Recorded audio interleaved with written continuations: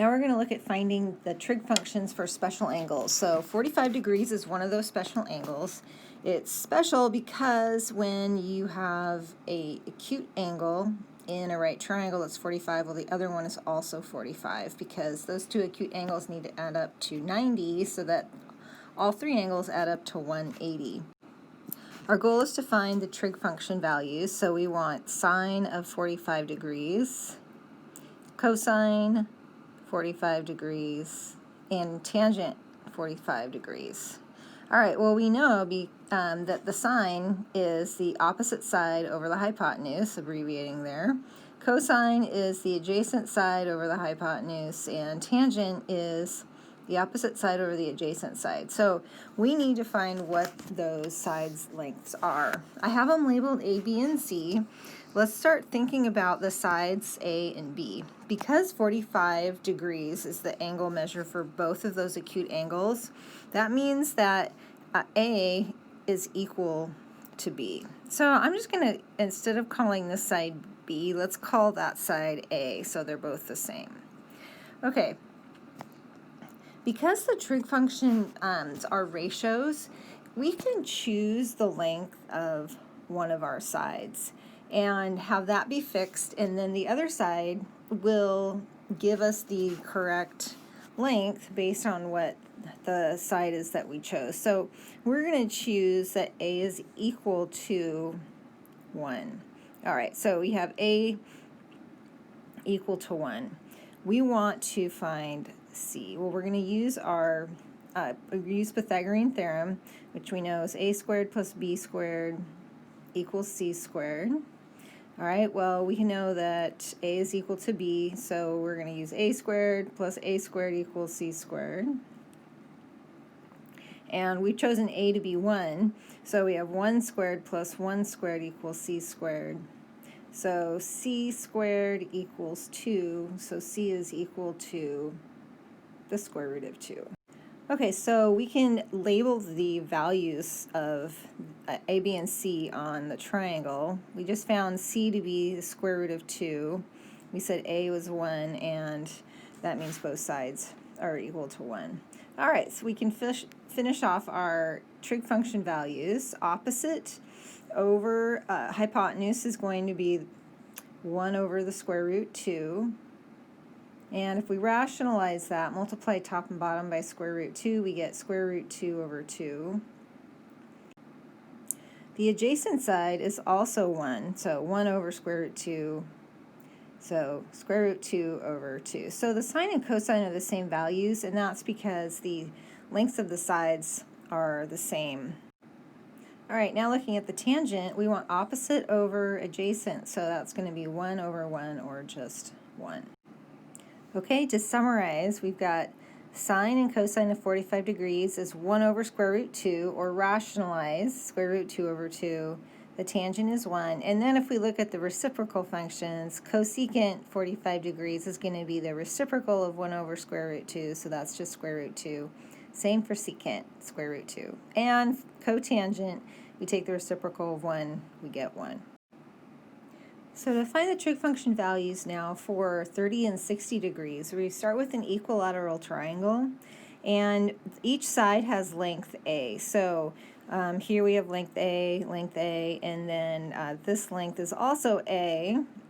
We then drop a perpendicular bisector to that base, which also cuts the base in exactly half, and then it also cuts that angle of 60 degrees in half, so you have 30 degrees on either side.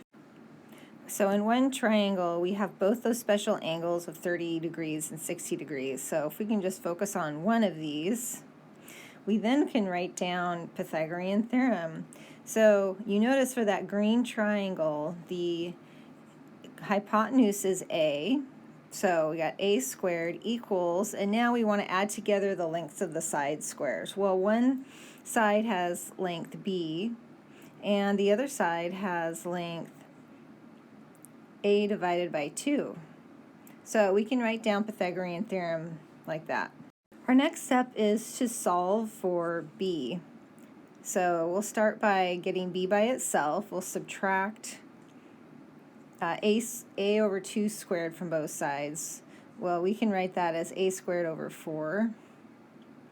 And we want then a common denominator. So to get a common denominator, we multiply a squared by 4 top and bottom, then we subtract a squared over 4. B squared is equal to 3a squared divided by 4. Now we just want b, so we're going to take the square root. So square root of 3a squared over 4, and that square root will apply to the 3, to the a squared, and to the 4. We can do some simplifying, not to the square root 3, but square root of a squared is just a, and square root of 4 is 2. All right, so now let's use this b equal to square root 3a over 2 to find the sine of 60 degrees. So 60 degrees, we want the opposite over the hypotenuse, so the opposite is b, but we're going to use in terms of a, so square root 3a over 2 divided by the hypotenuse, which is a. All right, well, these a's are going to cancel out, so those go away, and we are left with sine of 60 equal to the square root 3 over 2.